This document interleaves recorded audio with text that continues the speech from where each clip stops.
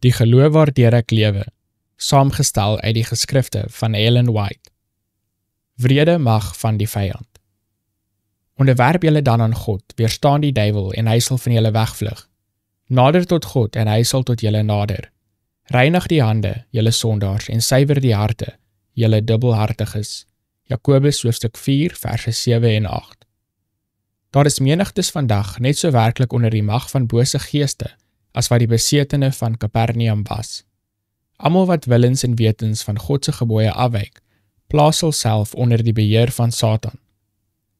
Baie mense peter met die kwaad en dink dat hulle na willekeur kan wegbreek, maar hy word aan en aan gelok totdat hy homself beheer vind deur 'n wil sterker as sy eie.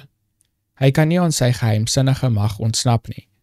Geheime sonde of meesterlike passie kan hom so hulpeloos gevange hou soos die besetene van Kapernaum.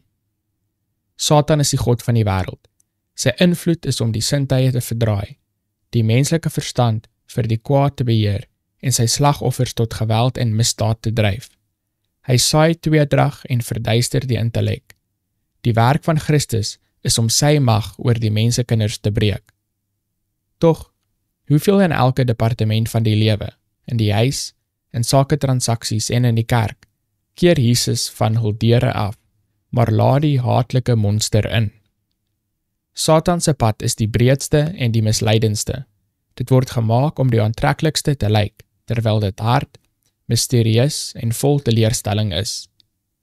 Hy wat sy eie gevaar voel, is op sy hoede dat hy nie die Heilige Gees bedroef en dan van God wegtrek nie, omdat hy weet dat hy nie tevrede is met sy handelswyse nie.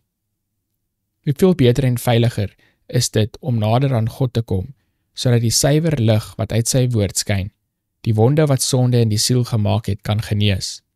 Hoe nader ons aan God is, hoe veiliger is ons, want Satan haat en vrees die teenwoordigheid van God.